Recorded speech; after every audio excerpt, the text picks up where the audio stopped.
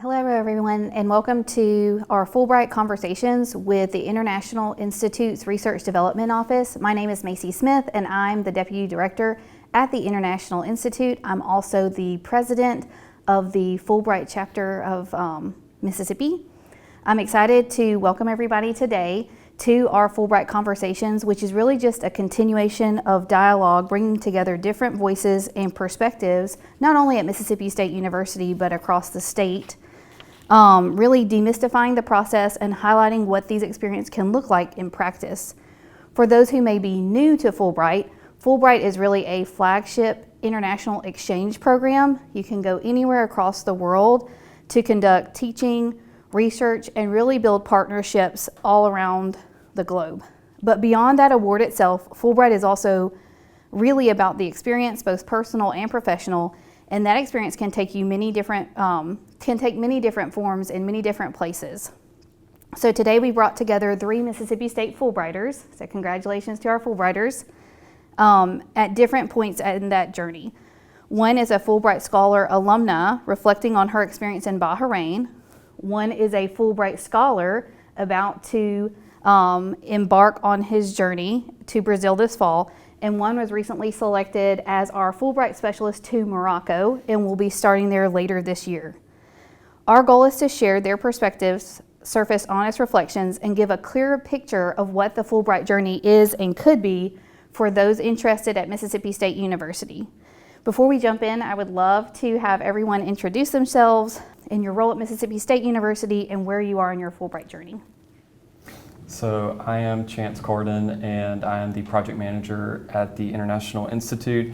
And like Masey, I work with faculty to help support them and their applications for Fulbright and their journey in that. And I'm also the Secretary of the Mississippi Chapter of the Fulbright Association. And I'm going to turn it over to Dr. Hopper to introduce herself. Hello, I'm Missy Hopper. I'm a professor in the Department of Teacher Education and Leadership. And I was awarded a U.S. Scholar Fulbright to the Kingdom of Bahrain, where I was there for an academic year, 2024 and 2025, and taught at the University of Bahrain during that time. And I'm Frank Owens. I'm an associate professor in the Department of Sustainable Bioproducts in the College of Forest Resources here at Mississippi State. I won a U.S. Scholar Award, which means I'll be in my host country, Brazil, for 4 months. I'll be leaving in a few weeks. My award was for teaching and research both. I'll be teaching the students there how to identify North American temperate woods with a magnifying glass, and my research colleague and I there will be using artificial intelligence to develop a computer vision wood identification model to have computers identify wood species with a camera. Hi there, I'm Melvin Smith. I'm a PhD student in Instructional Systems and Workforce Development here at Mississippi State University. And I'm also a Fulbright Specialist, which is a designation or a 3-year designation where Fulbright connects subject matter experts with institutions across the world. And for my particular project, I'm collaborating with the International University of Rabat and building a global health symposium focusing in on One Health topics. And during that time, I'll be leading workshops, but also focusing in on building those relationships between faculty and students for those research collaborations and mentorship guidance, and also as well as building those health, research, and academic collaborations between our institutions. So Missy, your Fulbright application initially focused on teaching, but during the review process, your partners in Bahrain were especially interested in the committee work highlighted on your resume. How did you begin open and flexible, how did being open and flexible shape your Fulbright experience? You know, that's a wonderful question because I really did have to be open and flexible. I talked to many of the Fulbright alums here on campus and they all said the same thing to me, be flexible. I'm not really sure I knew what that meant until I got there. And the big research project I had put in on my application, the first thing they said to me is, you can't do that here. It takes a year to get approved for that research and you're only going to be here 10 months, so I couldn't do it. I could have let that be an issue or stop me, but it didn't at all. I just changed my focus and got into committees and group work there and just had a wonderful experience at the university. But I will say being that flexible on that big a scale was a true learning experience for me. Thank you. So Dr. Owens, so what motivated you to pursue a Fulbright at this point in your career, and why specifically did you choose Brazil? So I've been a professor here at Mississippi State for almost 10 years. And I would say in the early days, I really didn't have the bandwidth to do this type of thing. I was busy chasing tenure and learning my craft. Now that things have settled down a little bit, I'm looking forward to injecting a little bit of novelty into my work. In the field of wood identification and wood anatomy, there aren't many of us. It's a small field. There aren't many people in the US that are doing it actively. So in order to grow, it's important to go outside the country and meet other folks. So that was probably the reason why. As far as why is Brazil, there's probably no better place on the planet to go if you're into wood science, wood anatomy, wood identification than Brazil. They have vast forests, amazing biodiversity. They train their people there really well, both for wood science and plant science. They have a lot of reference collections at different institutions. And I was just really fortunate to get together with a scholar there. And in the university is called Univille, down in Joinville, Santa Catarina in Brazil. And I was fortunate to get with him. So.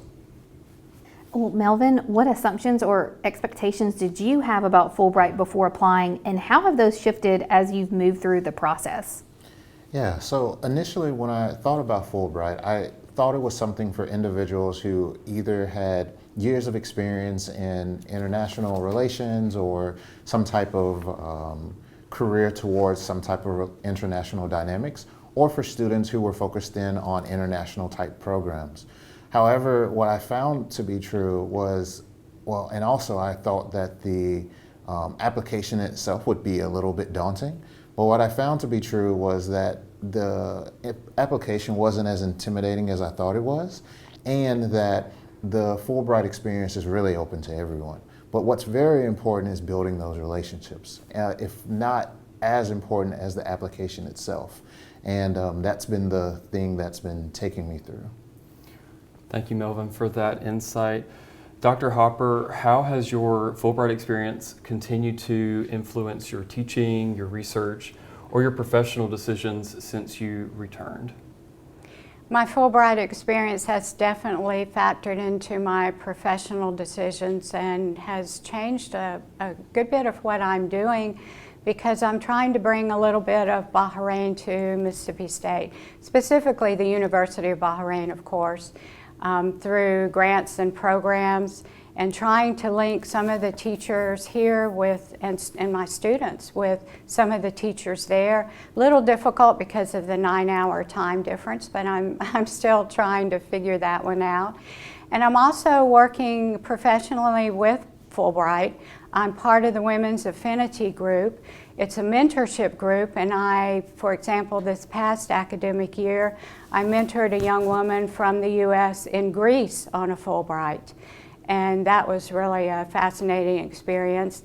And supposedly I'll keep doing that this next semester. It'll be really fascinating to know where this person is. Could be any place in the world, which is the beauty of Fulbright.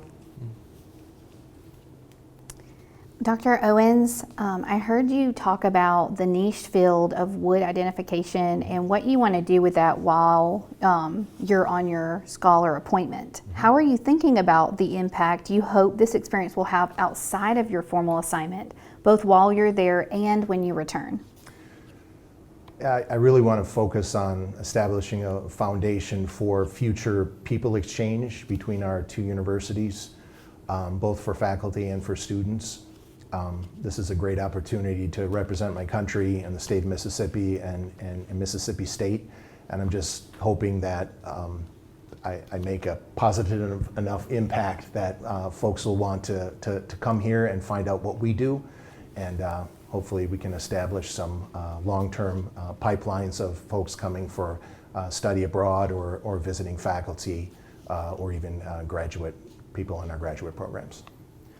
Thank you, Dr. Owens. So, Melvin, you've shared that the work you're doing is important to you, but I want you to elaborate for a second on why it's important and how so, and how are you preparing academically, professionally, or personally for the cultural and institutional context that you're going to be working in? Yeah, no, thank you for that. So for me, how I like to self-describe myself is an architect of opportunity. And what that essentially means is that whether it's from a academic, research, or whatever perspective, I like to help it build systems that help individuals and organizations fulfill their social and economic goals. And what my Fulbright experience is helping me build through that and connect to that is through this building a platform to be able to connect individuals from a research perspective on this global health topic. And for me, that's really important because it showcases, as I was sharing earlier around collaboration, how this international collaboration provides these insights to be able to feed the knowledge that is produced from these particular conversations. And how I'm particularly preparing for this is, one thing is that my family and I really love traveling. And one of the things that I do prepare for that is, one, keeping consistent communication with my colleagues in Morocco, but then also thinking about what will my immersion into Morocco look like? What are some of the various different communities and sites and places that I can get to get a more local perspective while my time is there? Thank you so much. It's great to hear about the different perspectives and also the different motivations and what you want to bring out of it, and also what you want to sustain and scale once you've returned. And that's a real, the real power of Fulbright is that it doesn't end just after your Fulbright appointment ends. It's a continuation of that. I want to ask a few questions. Chance and I will ask a few questions just across and just chime in as you think of anything. But how can Fulbright alumni and current scholars better support and learn from one another in the Fulbright community and beyond? Talk to each other. Find out the information that, what was their experience? What can you learn from it? And especially during the application process, because I'm not sure mine would have been successful if I hadn't had some help and some advice from some of the other Fulbrighters here. Yeah, I would definitely second that. I would say having informational interviews with individuals is very insightful, even not only from just the application aspect, but then also the experience from a personal social side as well. So thinking about, where do I go to get withdraw money from the local bank? Do I need to get an international SIM card? Things of that nature that helps in navigating what that experience could look like and give an individual a bit of that, planting that seed to make it a bit more visible for that individual. And for the application process, Fulbright doesn't typically provide feedback to you if you're not successful on your first attempt. So having other Fulbrighters that were successful in their application, I think, would help others who are interested in participating in the program. Thank you, that's super helpful. And so just, I guess, one final question. What is one thing that all of you would hope that viewers might take away from this conversation here today? I would say my biggest thing that I would hope viewers to take away would be to apply, to be interested and to engage with the process. As I shared beforehand, it was a bit intimidating or daunting at first. However, once I stepped out of my own fear, I realized that it's not necessarily an easy process, but something that is attainable, and there is a support system to be able to help you through that process. And maybe look to see what opportunities are available. You might surprise yourself that there's something in there that is exactly you. And as I understand it, sometimes some opportunities go unfilled because they just don't have any applicants. So yes, apply, go. That's my advice. Perfect, thank you. Well, thank you all so much for being part of this conversation and for sharing your Fulbright experiences so thoughtfully and just articulating what the value is of Fulbright to you and our institution at Mississippi State University and across the state. What we've really heard today is that Fulbright can take many different forms, but at its heart, it's a connection across disciplines, institutions, countries, and communities for mutual understanding. For faculty and professionals at Mississippi State University who may be interested in pursuing Fulbright, we hope that this gives you something to hold on to, an anchor, and an array of resources, both in personnel and what we have at the International Institute and the Research Development Office here at Mississippi State University, where we want to see that representation across disciplines, institutions, and also help make the process feel more approachable, and show that there are many possible pathways in this, and it may not be your first try. You may have to try again if you don't get it the first time. So thank you again to Dr. Hopper, Dr. Owens, and Mr. Smith for joining us today. We look forward to continuing these Fulbright conversations here on campus. And for more information about Fulbright at MSU, please visit our website at international.msstate.edu. Thank you so much, Hail State, and have a great rest of your day. Thank you. Thank you.